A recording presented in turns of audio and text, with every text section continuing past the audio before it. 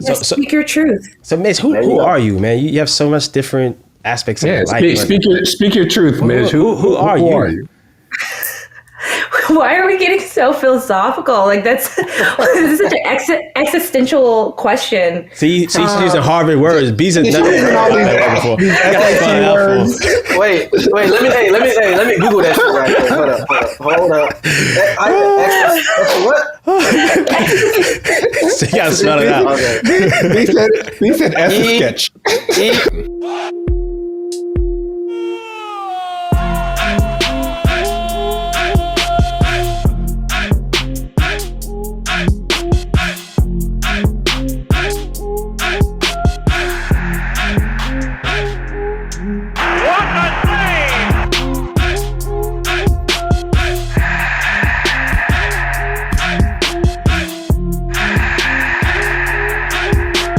Ladies and gentlemen, welcome to the Crack Podcast.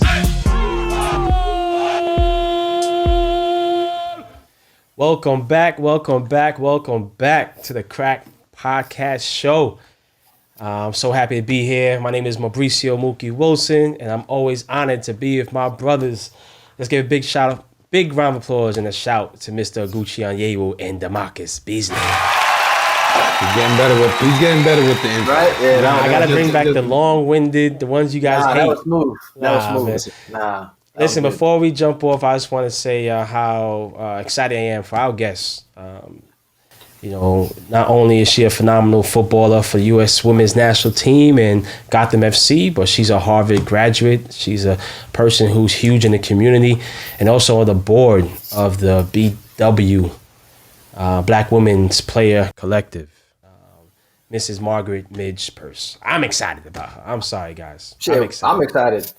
I've never met Margaret Midge. I don't even know what to call her. So I'm gonna find out on the show. Midge. I'm excited. Midge. Hey, don't be disrespecting my Marylanders like that. First of all, I'm not. That's what I said. I don't know if I should call her Margaret by her name or Midge. I don't know. I'm trying to be respectful. Call her Miss Purse. Miss Purse. Yeah. Be right, respectful. there you go. Be respectful. There you go. I can do that. I'm looking forward to the conversation too. Yeah, Bees Gooch, man. Second episode of season 3. But I just want to check in with you guys, man. How you been? I know we all been busy. Haven't really get a chance to chat, talk shit. I haven't cursed out Gooch in like over a month. Like, what's going on, man? This man misses us. I do. You having withdrawal? Grouchy. You having withdrawal? I miss Grouchy. Like, you know what I mean? Like, the energy that Bees gives you. You know what I mean? I haven't had it in a long time. I've just been smiling with my baby boy. You know what I mean? Like, so I always speak about that. How is dad life? So now you've been in it. Yeah, how is dad life now? For me, it's been smooth. I treat them like players I coach. It's training season, man. So I'm thankful to have a wonderful wife who is also impactful. She does all the reading the books, and I go off of experience and what I think makes sense, right? Mm-hmm. And I think our combination has been cool. So to answer that, Bees, man, like it's the first time I had to juggle being an entrepreneur and family life. So, it's different. Everything else you can always put in the background, a back burner, and put the business first. But when, baby Jai needs something, there's nothing else that can come in front of that. So that's something I have to adjust in as well. But I just want to say, man, the baby's been, he goes to bed 8:30 and wakes up 7:15 through hard work and discipline, baby. That's what's up. 3 months. Yeah, that's 3 months. Yeah. Wow. So. What you do? Handcuff him for that? Or what, yeah. What you do? Give him Benadryl? I told him, like, listen, I'm gonna give him a little nimble of that whiskey. Rub some of that shit on his gums. I'm not gonna lie to y'all, man. If this still goes on for the next 6 months, I'm putting out a book on how to get your child right. How to? Yeah, man. If it goes on for another 6 months, you might have to have a second. Relax. I'm waiting on Bees. You know what I mean? So, matter of fact, I'm waiting on you. But I ain't gonna put no pressure on you like that, man. Slow. Thank you. You know what I appreciate that. Big shouts to all the single no dads out there. Live your life. Yo, the real question is when you taking Jai to Jamaica? That's the question. 6 months. 6 months. You gotta go. Okay. Oh, you got to. You got. I knew it was gonna be long. Yeah. 6 months, brother. Somebody said wait a year. I said nope. He got to taste that fruit. As soon as he can start eating some some puree food. He got to taste that mango seed. He got to taste that sun, feel that sun and that ocean water, man. It's very important, man. Very important, man. That's what's up. And just to keep it to family, I ain't gonna lie, man. I saw Leah doing gymnastics, man. She's wicked. Yeah, she's good. You see her arms now, man. She more cut up than Gooch. Hold on. Hold on. Bees spawned a flexible human being. Yeah. Yo, catch a joke. I still can't touch my toes, yo. Oh man. Bees. Yeah, man. I do not know how this man had the career. This man was so stiff with stretching his entire career. Yeah. He couldn't touch his knees if you asked him to with his fingertips. Yeah, man. I'm the most unflexible soccer player you probably ever meet. I'm not gonna lie. I haven't seen neither one of you guys really stretch. I can stretch. I'm yoga. You just don't stretch. I had to toward the end of my career. You had to. I had to. I've been on the field with both of you guys. Like, you ain't gonna stretch? Nah, I ain't gonna stretch. Nah, I was good. When I was young, I was good. Yeah, man. But Gooch, man, coming from Belgium, right, in Europe, give us a vibe of what's going on out there, and how are you dealing with having a life in the States and obviously running the soccer club in Belgium, man? How you juggle the time difference, brother? You make it happen, man. You make it happen. Bees knows. You guys all know. When you got something to do, you just do it. You don't think about how. You just make sure it comes into fruition. So time difference and a lot of different activities that I'm involved with makes it complicated. But at the end of the day, I'm still here. We're still doing the podcast. I'm still out here in Belgium. So it is what it is, right? It is what it is. Ladies and gentlemen, we got some crazy things that's been going on in soccer around the world. And I think I like to start off with is West Ham player who did something so stupid, so ignorant, is my man Zouma, who on Snapchat was seen kicking his cat and pushing his cat off a table. Was it Snapchat? Yeah, it was Snapchat that his brother was recording, and it looked awful. It looked terrible. It was terrible. It's been a huge controversy. Not only there's no controversy on what he did was awful. I think the controversy is he played the next game, and there's been all different types of opinions on what should his punishment be. I want to ask first of all, Bees, you ever had a cat growing up? I never had a pet. I had a pound puppy. You remember them? You remember them shits? Pound puppy. Yeah, a stuffed dog. Yeah, no, yeah, stuffed animal. Stuffed animal. Hey, did you sleep with it? Soft ass. You sleep with it? I still got it. Oh, No, you I still don't sleep with it. His name is Benji. I still have Benji. Yo, keep that to yourself. We don't need that information, fam. Hey, it's Valentine's Day. I'm showing my sensitive side. Oh yeah, happy Valentine's Day, y'all. Happy Valentine's Day. Valentine's Day, I'm Did showing you my get my sensitive roses? Did y'all get my roses? Shut up. The dead ones? The dead ones you sent? But no, I never had a pet. I never had a pet growing up. Yeah, I never had a pet dog. It wasn't allowed in my house, but I did have a pet cat. But Gooch, what about yourself, man? In Maryland, you guys have a dog in the backyard? Or? Nah, man, we had goldfish. We had goldfish. We had goldfish, man. My parents weren't about that dog cat life in the house. Obviously, we all know it was incredibly cruel what he did. There's no excuses, questions about what he did. So, my question to you, Mook, is, what do you think his punishment should be, or anything else? What's your comments on the whole thing that unfolded? Yeah, I mean, again, I think it was just so stupid for not only what he did, but also posting it. And I think what the hurtful part is that when he posted it, his brother was laughing, right, and making fun of, and I guess not taking it seriously what he did. And I think for me, I want to be on this podcast to be very honest and not be so political, and also want to take different point of views, right? And for me, and how I take it is, it was stupid, but I didn't take it as this is a situation where he's just so malice, where he's just kind of like abuses this cat every day and has a situation where the cat is not loved, or the cat is not fed, or the cat is not taken care of. I think it was a situation where he feels this is the way you're supposed to punish a cat. The cat was on the table, he smacks it off, and the cat falls to the floor. The cat, possibly, I saw him take the cat from one room to another room and kick it.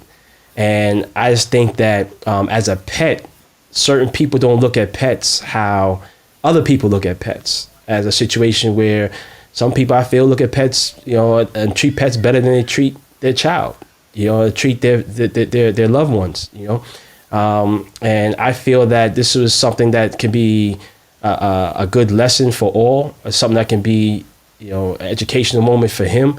But my beef is crucifying this man for doing something that was in his home that was a mistake, that, we don't know if he's cuddling with the cat 24/7. We only saw those small 15-second clips, and now people are calling for him to be thrown off the team, losing his sponsorship dollars, and basically just crucifying the man in his career.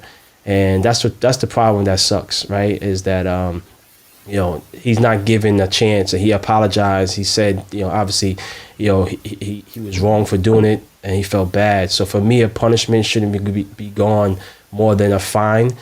That should be sent to PETA or whatever they feel can help animals, but also he needs education on how to treat an animal. We get a chance to buy animals, and we have no licenses to keep them. We have no licenses, no training on how to really treat them. So maybe that can be an effort. And to suspend this man of play, I don't agree with that. So yeah, no, good. You've been waiting. Yeah, I'm ready to get it too. Yeah. So I feel your sentiments. I don't agree with them. Not wholly. Obviously, you said he could be hugging the cat, and we only saw this clip. It's irrelevant, man. Mm-hmm. Like, when you're abusing something, you're abusing. Whether let's say a man beat up a woman, you're like, oh, he only beat her up this one time, but the other times, he was hugging up on her. Nah, it's wrong. There's no. So you're equaling a cat and a woman the same. No, I didn't equal a cat and a woman. I'm equaling an act. A bad act doesn't negate the good that you do prior to it. Just like if somebody is friendly with, let's say, a minority group, and then behind closed door one time he's heard saying a bunch of racial slurs and just slandering them. Are you going to be like, no, he's cool, man, because what happened before? No, you can't take away from the bad, and you can't just erase the bad with the good. So what I'll say is, he was, to even feel comfortable to do that and then do it on film was, for me, I was like, maybe he didn't know he was recorded, but doesn't matter. Bro, what do you mean he didn't know he was recorded? Come on, man. Come on. They followed him around the house. The camera was right next to him when he smacked it off the counter. So for me, I was like, that's stupid. That's silly. And, rightfully so, West Ham fined him. I'm going to find, what did they fine him? £250,000, which is apparently 2 weeks' wages. This man's making £125,000 a week. I heard that the players are like, hold up. They didn't know that. So I think they were right to fine him. And you thought they were right to fine him 2 weeks' pay, correct? I think they were right to fine him. Whether what is right, or what is the right amount, or what is, it's not in my control, because I'm not there. I can't speak on that. I'm not placed properly to say what figure is right. But I think that showing some level of accountability and fining him, saying that we don't agree with what he did, I think that was correct. Mm-hmm. I really wish that, English teams, or even football teams, or federations would take the same regards to other issues that come up, whether it be, racial issues. I think I've seen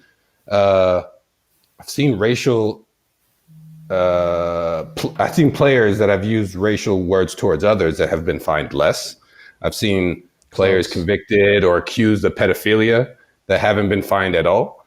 So it's like, where's the balance? And everybody wants to say, like, animal cruelty is terrible. 110%. It's not good. Mm-hmm. But where does that align with other things? So there has to be some level of consistency with all the punishments that are given out. And it's not just situational, like, okay, here now, but like in a year or 2 months or 6 months, if something comes up that the public deems equally as important, then they have to take the proper stance on that too. Yeah, Damarcus. I mean, yeah, I appreciate y'all giving me the platform to speak because y'all took a minute.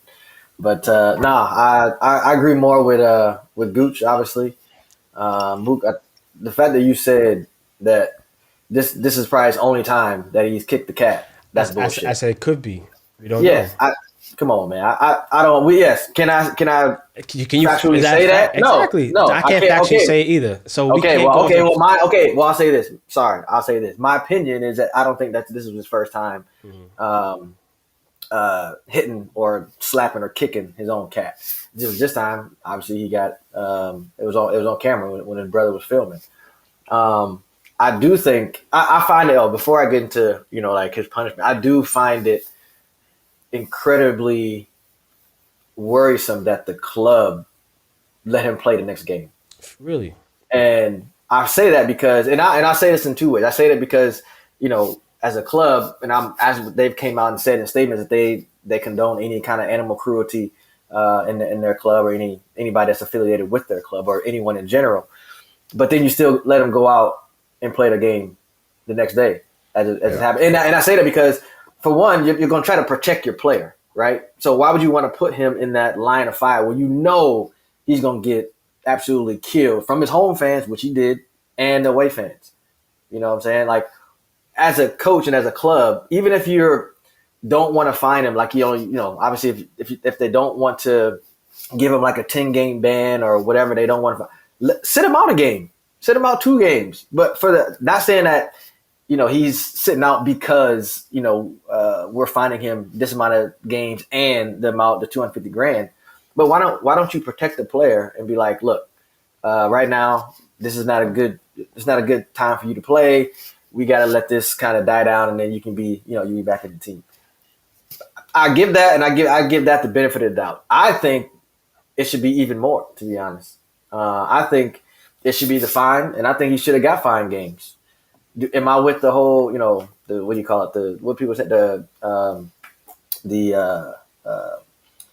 call it? Cancel culture? Like he should be banned from football and all that. I wouldn't go that far. We all know animal cruelty is wrong. What I saw, I couldn't even barely see it. It was sickening, to my stomach. I couldn't. It was just really disgusting what he did. And so for me, I think he got off easy.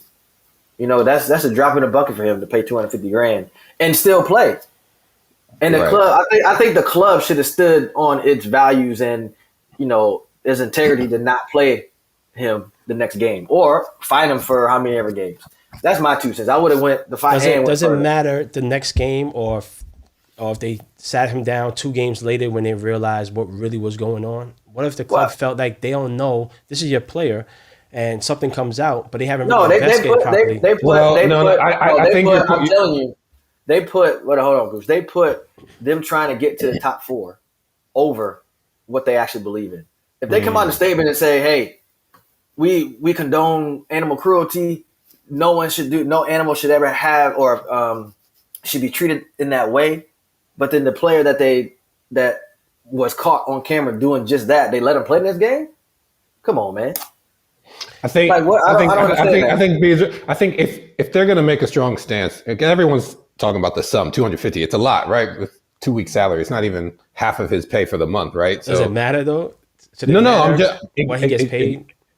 It doesn't matter. I'm just telling you, in regards to that, they made that figure to be significant. So in that significant gesture, you got to follow it up with at least banning him for the next game or whatever. You can't just be like, all right, we're just going to fine him. He can make it up in the game bonus. Mm-hmm. You know what I mean? Like it doesn't really, like I said, the level of consistency is not there. Like you can't be like, all right, you're fine, but don't sit out. And if you're saying if they're waiting to find out what they're doing, or what happens in the weeks, then they wouldn't have fined him the $250 right now. What is the intentions of the punishment? Is it to make him broke? Is it to embarrass him? Is it to make him a better person? What is the intention of the punishment? Both of you guys run clubs. What is the intention of the punishment? Are you there to? It's to raise awareness of the accountability of his actions. Exactly. And only thing that does that is his pockets. Like, why not have this gentleman do some type of education on how to punish? I mean, I hope they do. I hope they do. I mean, obviously, we're not privy to the information of what he's going to be doing with PETA maybe, or with some other. Because what's the root? The root of the problem is that he doesn't understand how to punish that cat. He doesn't understand how to train that cat. Obviously, two things we saw the cat do. He was in a room that he didn't want him in, and he was on a table that he didn't want him on the kitchen. So if the cat is on the kitchen, what do? Tell the cat to jump down? No. How many times do you do that? This is what I've heard, and this could be correct or incorrect. Yeah. Apparently, the cat broke a vase or something, and it upset him. So that's where this whole thing spiraled. Exactly. And it could have been a fifth vase. It could have been a first vase. How do you deal with that? How do you deal with that? You don't deal with it by beating somebody. I know, but I'm asking you guys. We trying to get solutions, right? How do we deal with that? A cat doesn't speak, doesn't have the brains as a human. How do we deal with that? How do you deal with that? Do you put him outside? Do you feed him? Yeah, don't feed him. Come on, man. I've never had a pet, but as a decent human being, you would know not to hit a cat and kick a cat like that, or anything, or anybody, or any person. For that, definitely. I know okay. Definitely. So then there you go. I don't, as a human being in your mind, if if my daughter knocked over a vase in the room 4 or 5 times, I'm gonna kick her across the floor. Slap her off the counter. And then have Gucci film it. But remember, your daughter. Come on, man. You can teach. You can talk to her. But I don't know. I'm trying to get you guys riled up. I got you riled up. We took a different point of view from it. I can't sit on this podcast and have the same point of view for you guys all the time. But these are questions that I would love to have answered and spark conversation, right? Because again, we have to look at things as a whole. And I just don't feel like everybody should just say, okay, find a whole bunch of money and kill this guy's career, But talking about humans, right, and talking about instances that go on with humans. I mean, we have one of the best podcasters, Joe Rogan, right? And he recently was exposed, and somebody put combination clips together of him continuously using the N-word. And for me, I'm not asking you if he's a racist or not. I want to know what you guys feel. Again, punishment. Should these sponsors have a reaction to drop him, similar how Adidas dropped Kurt Zouma, or is it that different type of punishment, or is that a different type of scenario? Beats, I'll let you start this time. I mean, in my opinion, I don't know the man, so obviously I can't. I won't say he's a racist. I have. Obviously, since I know this is the topic, so I did research some things about Joe Rogan and his past, and obviously he's very, very outspoken. He doesn't hold his tongue for nobody or nothing. That's probably why he is getting $100 million from people love him, getting $100 million from Spotify and a lot of other different organizations, entities. But for me, listening to him say the N-word that many times, he knew what he was doing. Like, there's a way that you can explain, like, obviously he said he was explaining something in a story that happened, and some person was using the N-word, and then he would repeat it, and this guy said it, but he would actually say the word. Why do you need to say the word? Yes. I'm just stuck on him saying the word. Yes. Like, and so comfortably saying and so comfortably saying it. So I understand. We all know what that word means. We all know what it represents, and we all know how it makes African Americans feel when they hear that word. So for him to just say it so nonchalantly, like he's telling a story, he was telling a story, that scares me a little bit. For him to just let it rattle off his tongue that many times, should he be we can't say fine, but I think he should be held accountable for that. Yes, I know he had an apology. I know it was 15 minutes long, 14 minutes long or something. Mm-hmm. I know there's different reactions of people saying, yes, I accepted his apology. No, he's still an asshole. I've heard both sides. I don't accept his apology. That's my opinion. But I won't go and so much as call him, because I've never met him. So to call him just a racist, just like that, I won't do that. But there's got to be consequences for what he's done. And people are trying to give him more money. This is what I'm saying. This is what we talked about at the, with West Ham.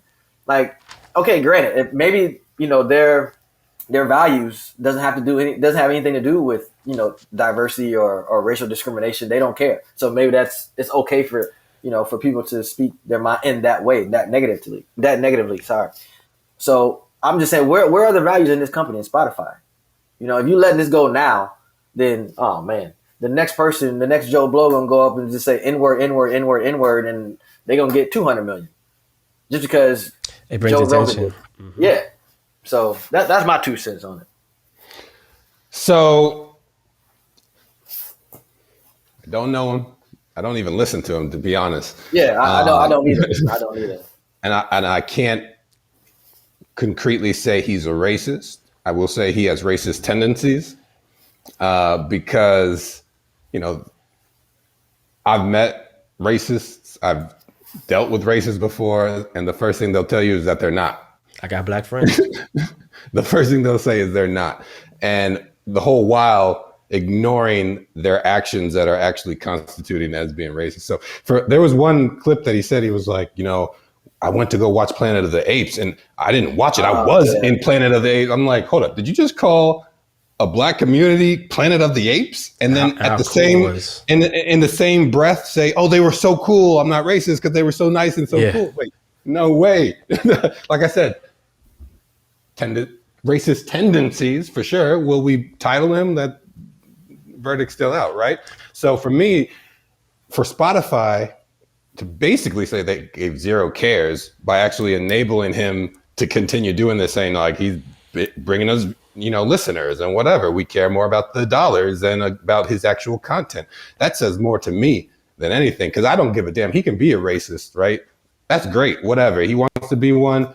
More power to him. Like, he's canceled in my eyes. I don't really care about him. But the platform that's actually allowing that to happen, that's what's more troubling to me, because on that platform, there's a multitude of minority and black artists, musicians, podcasts, XYZ. And like, you're basically saying like, you guys are irrelevant because this guy, freedom of speech, whatever. So for me, that's troubling. I don't mess with dude no more. I basically think that everything, his apology or him saying he's not racist, that's like, for me, it's like, nah, forget that. I don't buy it. He's only apologetic now because he's getting called out on it. But he didn't give a damn this whole tirade, because this has not just happened today. This was a compilation of years. Yeah, he said it over 20 times, 20 something times. Yeah, man. For years, right? This is part of his. That's how he built his platform, was to build an audience there was a clip. That. There was a clip where he's trying to egg his co-host. He's like, "Just say it. Just say it. Just say it." I'm like, what's wrong with you? But again, right? Let's talk about the sponsorships, okay? And what pressure do we put on these sponsors to have the respect for these situations? Meaning, obviously with PETA and other organizations, or just heartfelt, how people love animals so much that we know if he sees a person disrespecting the animal or treating the animal a certain way, that they know that the sponsors would be crucified, sponsors would be attacked, the sponsors would be boycotted. The problem is when you deal with situations like this with Joe Rogan, that there's not enough pressure on these sponsors to make this guy change, right? I don't know, and we don't know if Gooch or Bees know, if our listeners know, did any sponsors say, you know what, we're not sponsoring that show no more, taking our money back? I haven't read it. I haven't seen it. So that is the real issue to me, is like, man, look at this situation. A guy can do this for over 20 years, can be on a public platform, spewing out hate, spewing out disrespect to so many listeners. And again, just like West Ham, they only care about the bottom dollar. But why do we deal with races? Why do we deal with our culture that we don't have that same urgency? We don't have that same pressure, And are you trying to say we can't relate one to the other, or just nobody cares? Like us, we're on Spotify, right? We're nobody compared to a Joe Rogan. But how do you guys feel that a platform that we're on is also supporting and refuse to take action. You don't have to take this man off forever, but it has to have some type of action that really makes a statement that this won't happen again. You know, you guys never listened to Joe Rogan. Now this situation you might turn it on. You definitely know who he is. What did Bees call Joe Rogan earlier, Gooch? I just misspelled his name, dog. He called him Joe Rohan. You know? I just misspelled his name. You know, the G is right next to the H. B sounding like you mispronouncing people's names and whatnot. Exactly. No, like I said, it's crazy. And for me, like a white person can't really put the emphasis or the importance behind that. They can't really explain that word or what it should mean or what it can mean to a person of color, you know, that it's being spoken about. So for me, it was like, oh no, I was just talking. I didn't, you know, I'm cool. I have black friends. Nah, buddy, if you did and if you understood, it would have never came out your mouth. Not in that manner, not in any manner, really, especially not in a public manner that you just said it so freely, like it was nothing, like he was just saying our names. You know what I mean? Like that's just, it's troublesome. It's discouraging. The fact that, you know, he's not even worried about any kind of backlash speaks volumes of where we are right now. And the amount of money he's getting. The amount of money, but here's the thing is that the amount of money he was offered after that. After that, yeah. Anybody who knows his platform knows this is what that environment is, right? It's that type of environment.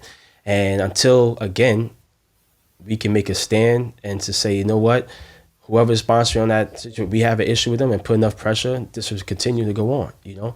But, you know, I don't know if you guys saw, I'm a big Arsenal fan. One of my favorite players ever is Overmars, former Ajax Dutch player. And him, another idiot got caught sending inappropriate texts to his female co-workers. Did you guys hear about that? Was that Overmars or Bees? Oh, no, I'm just joking. I'm just joking. Wow. Really? And Bees, he had to step down and resign from Ajax. Wait, can we just go back to Gucci's comment? No, we're gonna pass over that. That was disrespectful, yo. It was disrespectful. I apologize, Bees. I apologize. Wow. I don't even have no words for that one. But gentlemen, I bring this up because again, this is something that they took swift action, right? He made a statement towards women, towards his co-workers. Not statement. He made inappropriate text. It was exposed, and swiftly he had to resign. It's a person who is so successful, who many looked as a potential. What's his title over there at Ajax? He's the director of football. He was said to be the best director of football that Ajax has ever had. And the issue is that this wasn't like an isolated event. Like this dude's been loose and doing this for years. It's not funny. I should stop laughing. But he's been doing this for years, and finally, his victims got, I guess, the courage to speak about it, and they took it to the to people above him, the board, and they were like, "Yeah, buddy, you've done a great job for us, but you got to go. You got to go. You don't have to go home, but you got to get the hell out of here." Because I don't know if you know, but it was alleged that he was sending pictures of his private parts to. Oh, that's what it was? Allegedly. Wow. That's some of it. You know what I mean? Yeah. But I mean, okay, so this is what we were talking about before, the last two conversations that we had, values of companies and clubs and what they stand for and actually stand on their values. Ajax, hats off to Ajax for me, because they could have swept it under the rug. Like Gucci just said, he is the best director of football that Ajax has ever had. And they could have just thought about, the dollars. They could have thought about the players that he's brought in, players that he's, shipped out and brought the club money. But it's like, no, we don't stand for inappropriate messages, to female coworkers in that stint. So kudos to Ajax. They shut it down really quick. As soon as they found out about the incidents, they fired him. I'd like to talk to you guys about, right? It seemed like a trend of famous, powerful celebrities from the 80s or the 90s are like getting called out in present day for things that they've been doing for so long when it deals with the men and women relationships, right? The Bill Cosbys, the Epsteins, I can go on and on, right? It's been like a trend of these guys getting caught out there, and it's nothing that they just started doing. It's something that they've been known to do. And Overmars is known to be a pervert, right? He's known to be that person in the group chat, always sending naked pics, always making inappropriate statements. You know, is it the culture has shifted so much, right? And what is acceptable or not acceptable, right? How do you treat this? Do we just cut these people and again crucify another person, his career, or do we try to educate and treat and have a way for him to learn from this situation where he can still come back and have a career in football? Well, here's what I'll say. We don't know the details about it. We just know what happened. I will say current times and 20 years ago, what was acceptable, what was permitted, what was kind of swept under the rug is completely different. I think people's tolerance throughout times are measured and different. So do I think he's a canceled culture? He should never be allowed in football? I don't believe so. If he's proven to be accountable for his actions and does the proper steps to kind of rectify that. And seek help. Seek help. Yeah. I think one of the big things that he did, I mean, he came out, he was like, yeah, I did it. Unacceptable. My bad. It's unacceptable. I embarrassed myself, my family, so he took accountability for that. Obviously he's good at what he does. And there's no question about that. As a player and after a player, he was good at what he does. So I think that if he proves some kind of rehabilitation in regards to what he was doing, I do believe that there is space to allow him back in the game for sure. Yeah, see, I'm on the fence, and I can't speak for obviously women and how they would feel about this situation, what they think, and what is the proper punishment, I guess you kind of say, or what Goose said, the cancel culture, and should he be allowed back in football after he's did some work and had went to a class to learn and really learn about what he did and how that's really affected people's livelihood, women's livelihood. But I mean, Mook, you said it yourself. You said that he's been doing this for a long. This is nothing new. Like you called him a pervert. That's what you said. Mm-hmm. So if he's been doing it, he knows what he's doing. It's not like he's obviously he doesn't because he hasn't been called out. He has no because he just hasn't. Well, yeah, he had that, and he just hadn't gotten caught. So unfortunately he might think not caught. He might think that's normal, or he can get away with it, it's there okay. You go. You're gonna get exactly because he can get away with it. That's my point. Mm. So my point is, yes, of course he's gonna say I'm sorry and say, this. I agree with Ike's decision for firing me. Right now I shouldn't be in football. All the things he's saying all the right things. But if I'm obviously Fort Wayne FC is not Ajax. In no way, shape, or form I am comparing two clubs. But if I'm in my position, I wouldn't hire him. Of course. Who would? Yeah. For me, okay. So then we talk about if he can be allowed back in football. But yeah, allowed back football because I'm asking you that. So I mean, my thing is like if I hopefully at some point in our club's history we're going to have a women's team. We want to get that part right. So if I hire someone like that, what is that going to make our club look like? Mm-hmm. You know what I'm saying? So my thing is like I said, I'm not speaking for women in this instance. I'm just thinking off the top of my head and thinking about my club and putting myself in that position of like Goose said, can he be reinstated at some point? At some club, whoever's going to take him. And I don't know because I know for me right now I wouldn't hire him even if he's the best director in football. I wouldn't hire him just because of I don't stand for what he did. in what he has been doing. So for me, having a women's team and then bringing a director or a coach or whoever that has not even been accused, but do you believe in reconciliation? In some ways, yes. Well, Yes, guys, let's do this. Let's get a woman's point of view. I'd love to introduce to you guys our guest for today. I'm sure very tired because she's currently in camp with the U.S. Women's National Team, but she's also a Gotham FC player. She's also a person who's a Harvard grad. She's one of the best players, better than Gucci, come out of Maryland. And she's also somebody who's a public figure and always steps up to make a difference, man. I want to give a big round of applause for Midge Purce. How you doing? I'm well. After that intro, thanks for having me on. How you doing? I'm great. Yeah. How are you guys? Good. Thank you. Good. The small guy at the top left. Good to see you. The small guy at the top left asks, "How you doing?" So that's what. How's camp going? It's good. We're in San Diego, so that's really nice to not be on the East Coast for this part of the year. It's like freezing. We're playing indoor on bad turf over there. Killing your knees. So it's been rough. But now we're in San Diego and everyone's just like, this is great. So very good. I have a question for you. Who is your roommate in camp? Oh, it's COVID. No roommates. Oh, nice.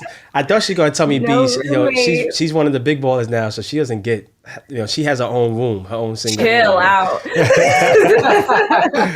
Oh man, listen, man, I'm so happy and excited to talk to you, man, because I've been such a fan for so long, and to get the opportunity to speak to you.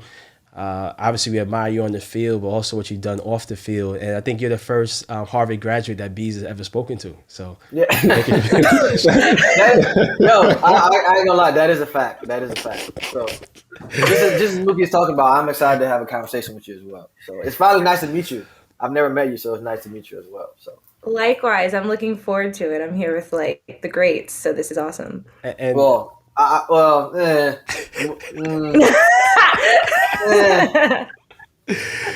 that statement might be a little. Listen, I want to start it off talking a little bit about media, man. I saw you did a bunch of stuff, NFL players, fashion. So before we talk about, Midge is trying to put people out of business, just take everybody's job. Every route, man. Tell us a little bit about when you got what's your passion? What do you enjoy about media, and what's the first time that you kind of got the bug? All right, I'm gonna be really honest about it. I haven't been.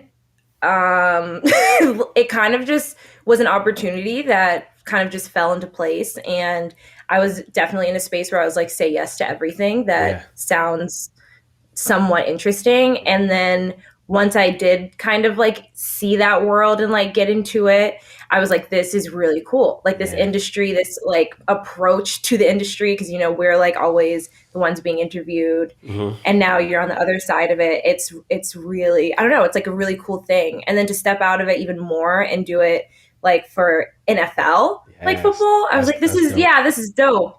Yeah. So it's not something that I knew that I was quite interested in, but now I'm like texting CBS, like, do you have anyone for me to talk to?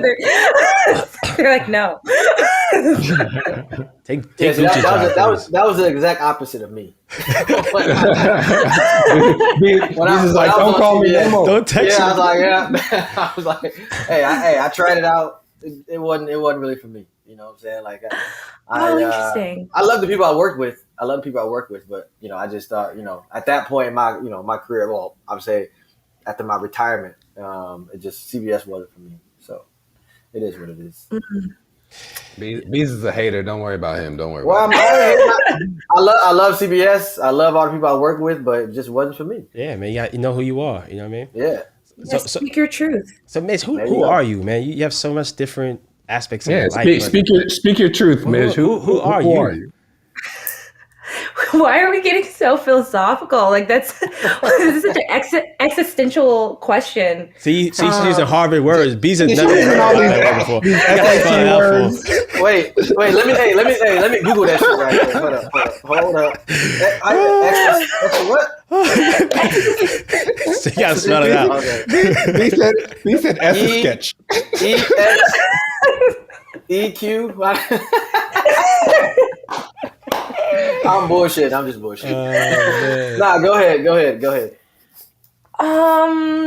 Who am I? I don't know. I don't really like. Well, no, I know. I'm not like one of the types of people I feel like in this point, or have I ever been that needed to like do a like self world exploration to find myself. I feel like I've always been pretty like concrete and who I am / who I want to be. But I guess the first way I would probably define myself is like I am a daughter. I think like my biggest relationship is with my father, and like he's like my favorite person in the world. So I think I see myself through that lens mostly. And then probably the second most important way that I see myself is I feel like I'm here to serve others. So I feel like who I am is like someone here to serve. Yeah. That's beautiful. Well said. So where do you think you get that kind of I use the word inspiration, because we all played the game, and sometimes you might get placent of where you are as far as a player. Okay, I know I'm going to start. I know I'll have more of a chance to start than more of my teammates. So what is that thing that kind of keeps you going in your head? That okay, when did you learn how have that that part of your game and your mentality to always think that you can be replaced? I think I would attribute it to two things. One, when I was a kid and, my dad would like take me to soccer practice and he knew nothing about soccer. He never cared how well I played. He would only care about whether or not I hustled. And I don't know if other kids had this, but like you ever like play badly or like you don't work hard and you get in the car with your dad or your parent and you like drove who like drove 2 hours to watch you be trash. Yeah. And it's just like, what was that? And the whole car ride home is terrible. Terrible. Especially awful. If your father thinks he knows the game, then he tells you about every bad pass you made. Jesus. Yeah, like, oh my gosh, the trauma. The trauma. Yeah, no. When I was like younger, I will never forget this day. We were playing this team and I had a hat trick when I was younger, and I got in the car and my dad was so disappointed in me, like so disappointed. I was like, what is your problem? Like, obviously I didn't say it like that, but I was like, what is this guy's issue? And I said it to him, I was like, I scored 3 goals. And he goes, you stopped running. He was like, you didn't work hard. He was like, that was embarrassing. He was like, you work hard no matter what, all the time. And that's just like how I was raised. So I would attribute it to that. And 2, I would attribute it to the fact that I don't think in my career, even before a professional, like through my youth and my entire journey in the game, I've really been allowed to do that. But you think that you understand that it got you this far, but do you think you would be a better player if you had some more, I guess, some more support in terms of knowing that if you had a bad game, they'll still start you the next game? Do you think you'll be a better player or you'll reach a further potential on the field? You'll see a better you? 100%. 100%. Always. I think that, I talk about this. I have a teammate who we've just happened to follow each other through our professional careers, like ending up on the same team somehow. And she's absolutely phenomenal. And we kind of had the same thing. Like we've had to be really, really good just to get like a little piece. And even when you are really, really good, you still don't get it. And I think that kind of constant stress on your performance and on your game definitely, I think, stalls a lot of excellence or potential excellence that you could achieve for sure. Is it frustrating not getting the benefit of the doubt? And we don't do subliminals on the crack. So what teammate was that? Who are you talking about? I know you're not talking about Leslie Osborne. I'm not subtweeting at all. It's Ifeoma Onumanu. She's like another black incredible. Player. Another black player. Who's wicked. She's a baller.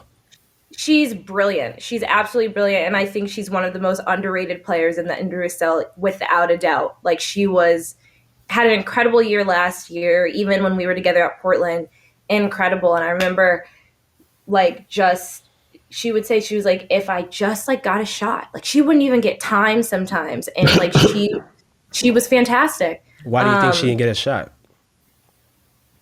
There was a lot of the league was smaller. Politics. It was more, there's a lot of politics. We played in a very small league where a lot of the talent was saturated.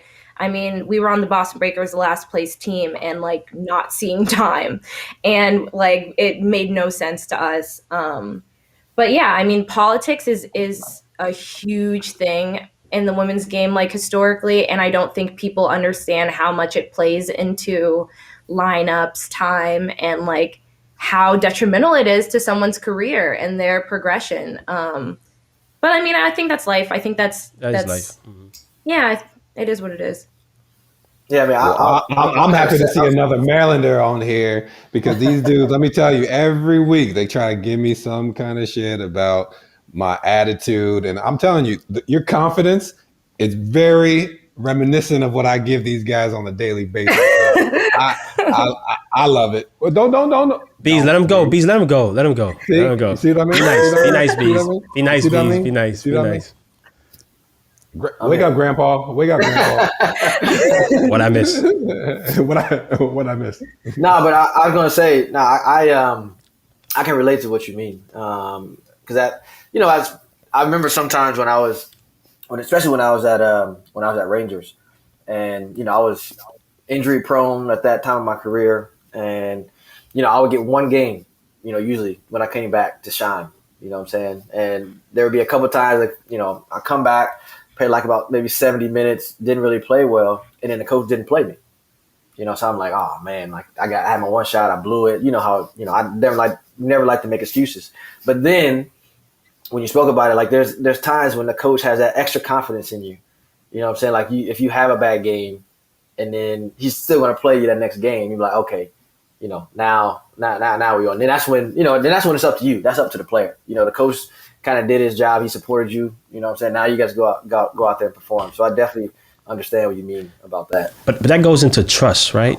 So that too. There's different ways for a coach to trust you. Some coach, obviously, they don't trust you because maybe they don't like the style you play. Maybe they don't like the culture. Maybe they don't like how you are on the field or how you train.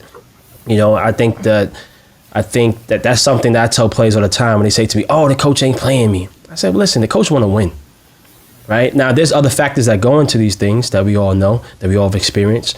But if you're talking very general, all coaches want to win. So how do you develop that trust? You and I, we all been to the situation where we bust our ass in practice, and it's still the coach feels that he doesn't give you the opportunity. Now, instead of you getting 2 minutes, you might get 4. To the listeners going through that, what do you do?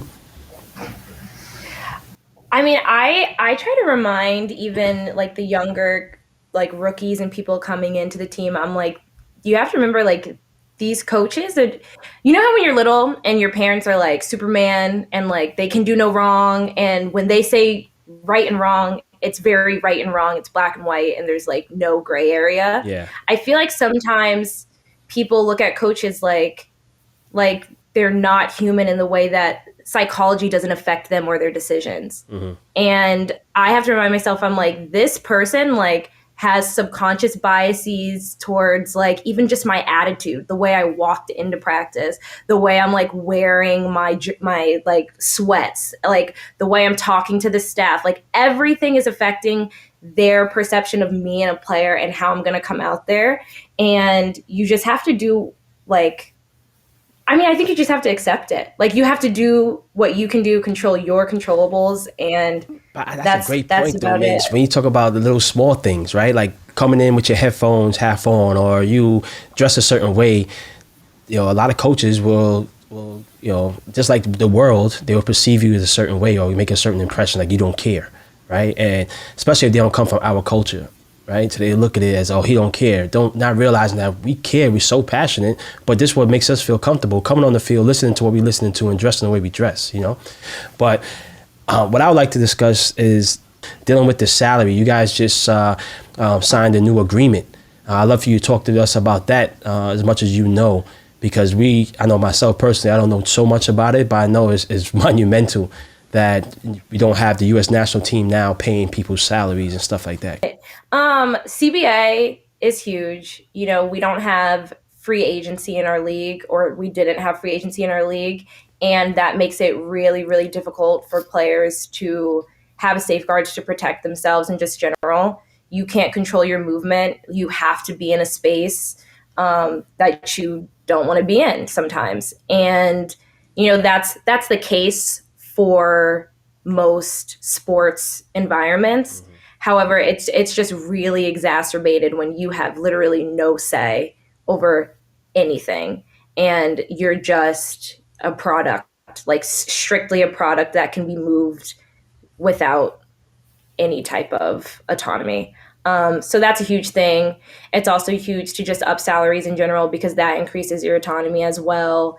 And like being able to take care of yourself in general. We haven't had great medical care, and like we've had a lot of injuries through teams and players having their own individual like heartbreaking stories about not being able to seek the right kind of medical care and like terrible return to play. The CBA is like, it encompasses so many different things that needed to progress and evolve for our league that I could go on for probably like the entire hour about like how pivotal it's going to be for not only the safety and the protection of the players, but just like, the respect that an athlete should have if they're going to dedicate their body to this sport.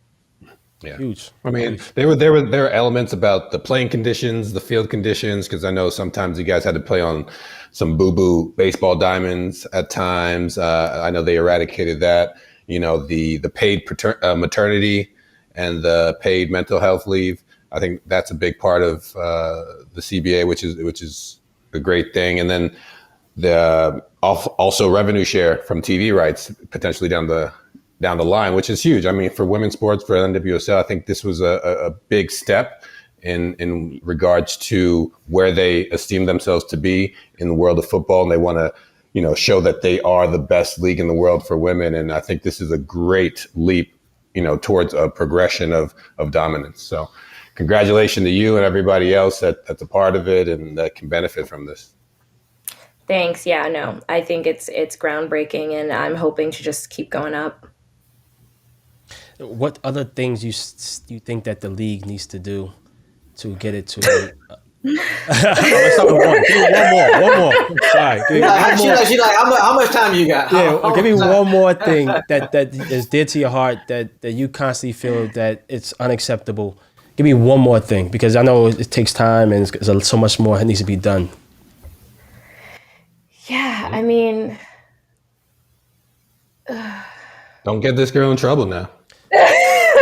No, but I think it's informative, right? I think that she's not saying, but she's, they need to hear from her, and she's very vocal. I know she's very active on many platforms, but I think it's important that people like myself and others who don't know enough, the more we know, is the more we can kind of speak about it and also bring attention to it. And I think that's what we're trying to do here.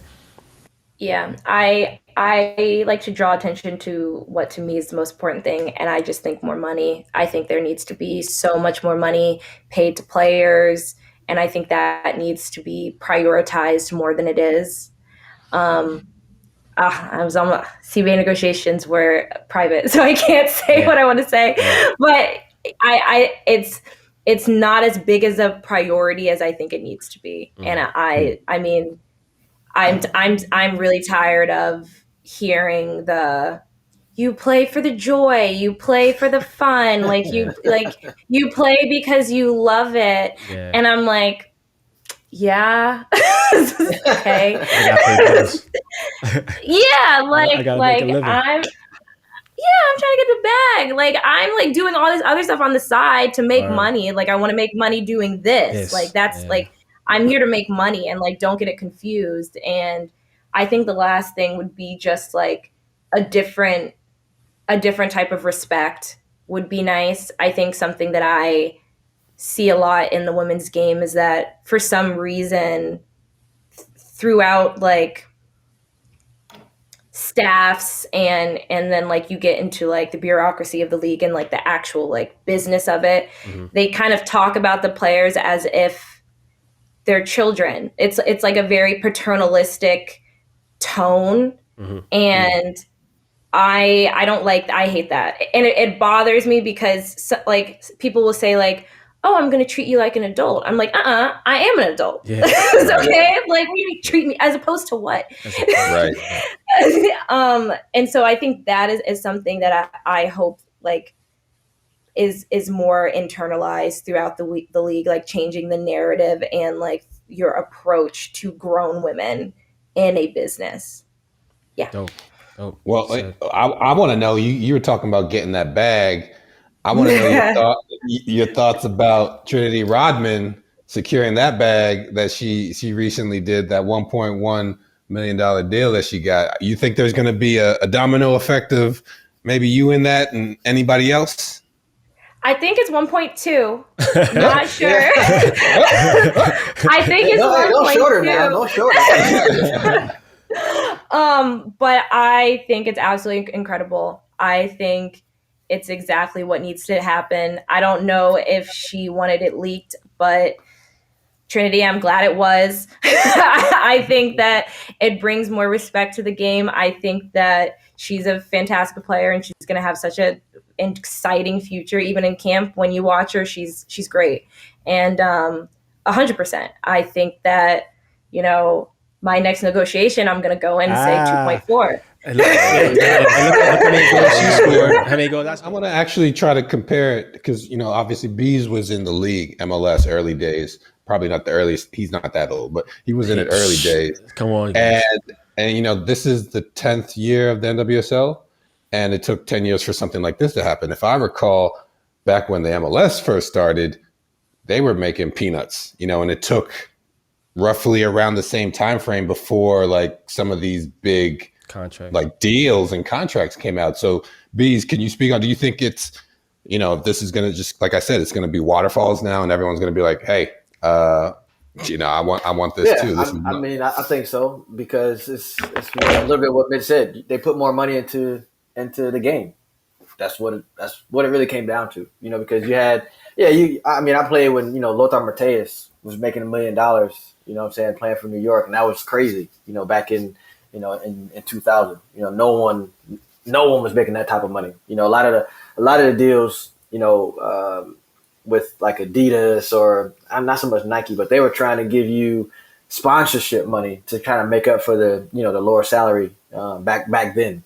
And then obviously when MLS started putting more money and gotten more owners to buy into the league, that's how it grew. Obviously, then you can go out and get better players, but it comes down to what she said. You know, putting more money into the league. You know, making it a priority that, you know, for the players to actually make a better living. Simple as that. And yes, and I do, to answer your question. Yes, I do hope so. You know, for the women's game to grow and to, you know, our country to be one of the best leagues in the world. You know, we have to, you know, treat it that way. We can't do that without having a bigger financial backing. That's a great perspective, though, Gooch. That, you know, if you look at the MLS, how they started, how long it took to really get to the point where the NWSL is now. The frustrating part is just having to wait that long. And that's where the business aspect, I guess, comes into it, right? Is that you're looking for the longevity.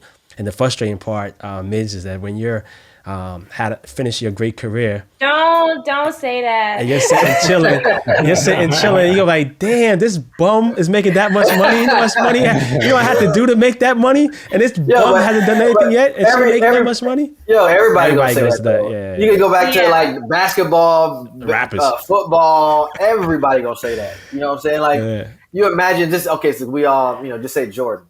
You know, imagine Jordan back then, he was, he made this, I think his last career, he's making what, 30 something $million a year. Yeah. That was, unheard of. Now you got, LeBron, Steph, they're making $45 million a year. You think of Michael, I mean, obviously he's got a lot of money, but you know what I'm saying? Like he's, it's always going to be that way. Yeah. You know what I'm saying? 10 years, 20 years, they're going to make more money and more. It's always going to be like that. So, Man, I don't think players looking at it like that though. To be the honest. Black Women Players Collective. the Black Women's Player Collective. That doesn't make me feel any better. Like I want my money now. I ain't trying to wait 10 years. Trying to tell you. Listen, I'm going to tell you, it's going to be like that. I mean, there's players before us that were like, damn, how'd y'all get that money, the national team money? Yeah. And now I'm looking at the players now in the MLS, and I'm like, damn. Like, yeah. I mean, I used to think that about like the 99ers and like the Mia Hamms, the Julie Foudies. Like, I'm like, are you like looking at us like you guys are garbage? And like we were so good. But yeah, no, it is what it is. I'm sure I'll be sick about it. Now, educate me a little bit about the Black Women's Player Collective, right? I know you're one of the co-founders, one of the people on the front line. How did that come about? And tell us how. I'm sure it wasn't easy, how difficult it was to kind of bring everybody together. And also, did the league really support you guys and back you from the start? We came together in 2020 during the Challenge Cup, off the heels of Breonna Taylor and George Floyd and the protests that were, I mean, truly global, not just national.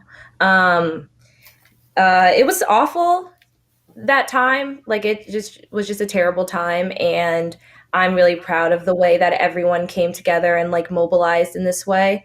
I think that's a really beautiful thing and a really special response to something that was really difficult. At that time, the NWSL was, trying to figure out how to like not play the anthem in the Challenge Cup because it was so difficult for some players to stand while their teammates were kneeling. And they were trying to protect some of the NWSL players. And we felt that it was very targeted. We felt like they weren't trying to protect any of the Black players or the situation that they were going through. They actually put out a statement that was saying that all the players were in a great place and felt very supported. And that's kind of more of the catalyst of the BWPC because we were all, it was an awful time. And we were like, what do you mean? Like, we don't feel supported at all. And that's not even just the Black players. I was like, ubiquitously, like everyone was going through it no matter what side you were on. I think it was a really hard time for everyone. And I can respect that experience no matter what side you were on, like in this whole situation. So to say that was really ridiculous to everyone. And so, yeah, at that time, we were like, this is very independent. This is very exclusive of the NWSL. Yes, we're made up of players who play in the NWSL, but this is like our own thing. And I don't know if I can say they didn't support us because we weren't looking for their support at that time. And truthfully, nor would we have accepted it. Yeah. And do you find like most of the Black players were on the same page, or did you feel like it was segregated, or maybe a majority and minority in terms of how you wanted to move forward? Like, was that difficult? Because everybody backgrounds. No. Yeah, I think at that time the general sentiment was strongly shared. Mm-hmm. I don't think there was much debate about things. I think one of the beautiful things of the BWPC is when we have like our all member meetings and stuff, you do hear different perspectives. And it reinforces the fact that Black people aren't a monolith. Like I can be with you on this side of the tracks and we can still have different ideas of the best way to progress forward or the best way to get a message across, or, even the way we evaluate or interpret someone else's actions, like I may think it's like, okay, like great, they had good intentions, and you're like, nah, like excommunicated. So yeah, no, I think that is beautiful. And I think that it's really important just in general to have people who not just like oppose your thought, but aren't afraid to, challenge you. And I never have that problem with a room full of 60 Black women. So it's great. Yeah. Powerful. Now, how the national team looking now? What's your thought process on, again, on the camp, but also these new SheBelieves Cup coming up? Let's go. Yeah, we're in the training camp and we're getting ready for these games, and it's the same approach as every other game. Like, we're here to win, and like not just win, we want to kill every team that's here. And you just know what's expected of you. Before you go in the game, you're supposed to give everything you have. It's going to be exhausting. It's going to be really taxing. Do you find the same style of play? You say it's the same, but the style of play, has that changed a little bit? No.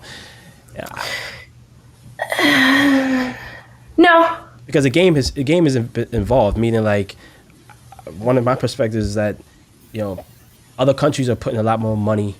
As you can see, the European leagues are growing. At one point, all the top players in Europe were coming over here to play in the league. It's not happening as often or as frequent. And a lot of our superstars or our top players are going over there to play because of the bag, as you like to say.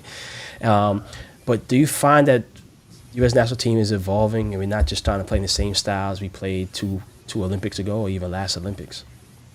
Oh, like in that big of a time frame? Yeah, 100%. I do think that, like, in that lens, it's definitely evolving. I mean, just even in film, I feel like I'm still constantly learning. Nice. And I'm like, okay, this rotation, like, it's just like a complete different perspective on it. Mm-hmm. But yeah, I mean, I think globally the game is just growing so much, and other countries are progressing really fast, like Spain. They're so good. they're so good. They're disgusting, but it's great. I think that it challenges us more, and I think in the end you just get a better game. So I'm excited. Do you think Spain is your probably biggest competition right now? Because obviously USA is always, you guys are the top. Always Spain, Canada, Holland, England. I know you can name a lot. But I mean, just like one team that you think it's the most competitive that you guys will be facing when you guys get to the World Cup, not this year but next year. I honestly don't think I could put just one. I think something that the women are like really known for is winning, obviously, but like it's really interesting because sometimes like the women will get outplayed. Like we'll get outplayed, but we know how to win. Yeah. And like just figure it out. So I honestly I don't think I can pick one. I think there's so many different styles, and like everyone is so competitive, as we even saw in the Olympics, and like so many different questions are being asked of the back line with like the different offenses, and I don't know. I really don't. Well, listen, man, what I do know is that we have a lot of vocabulary that myself, I know Damarcus, Beasley, and Coach have to go over this interview and kind of look up to advance. Bees had his thesaurus out on his phone right now. He was like, "Hold on, why you gotta throw me under the bus? Like I'm a dummy." Well, you the one that was looking for her first word? Etch a sketch. Bees, I'm gonna be with you. As a couple of them, I'm gonna have to go over myself. But I do want to say that I'm also not only you're on the field, but what you do off the field. I don't want to say you're outspoken. I hate that word, but I do want to say you do make a difference, and you are more than a footballer, and that's what makes you special and a great role model to all these young girls, black, white, Hispanic, coming up and playing this game in this world. And I hope to see and hope we can help to put you on a bigger stage so more people can know your story and also follow you in your dreams, man. So I just want to say big up to you. If nobody else has told you, we're telling you. You know? Thank y'all. I appreciate it. And good luck. I'm excited to see you guys face these weaker teams in the SheBelieves Cup. Hey, I gotta end it talking some shit, right? So, all right. But definitely much love to you, and big up yourself, and make sure you come back and get in tune with us as the season goes on and before the playoffs, man. Promise? Sounds good. No. Good answer. Probably though. All right. Much love. Later. Yeah, it was a pleasure. Thank you. See you, Midge. Take care. Bye, good. Yeah. Maryland's finest. I tell you, hey. I ain't gonna lie. There was like 2 or 3 words I was like. She's embarrassed me bring it up, but damn, it's impressive. I was like, I'm gonna let Mookie take this question. Yeah. and she's like, oh my God, no, listen, we're keeping it real with you. Like, thank you, right? I had to kind of reach for it, you know. But nah, she good people, man. She's good young. She's young. She's hungry. She's talented. Obviously, she's intelligent. She's she's more than a triple threat. So I think this year is going to be a real big springboard for her, not just for club but for country. So I'm looking forward. Keep her name in your minds, Margaret Midge Purce, Miss Percy. The thing, Gucci, is that you have a lot of young strikers who are coming up right behind us. Like, she's young, but she's 26. You have some 22, 23-year-olds who, if she doesn't make her mark this SheBelieves Cup. Yeah, I feel bad. That's what she said. Yep.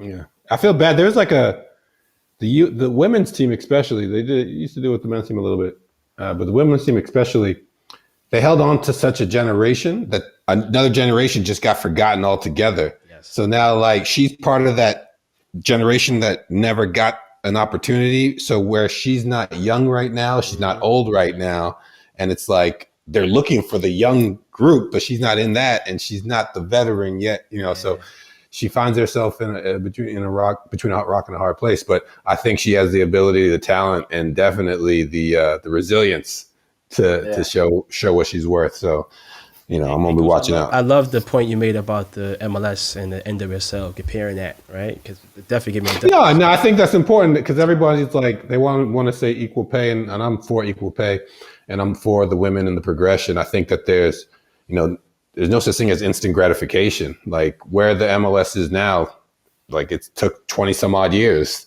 to get to there, right? And just understand that as long as it's progressing in the right way and at the right pace, then that's all good. Everybody wins. So I'm glad that they got this CBA, and I'm glad that Trinity Rodman got that deal because, like she said, every player now is going to use that as bargaining moving forward.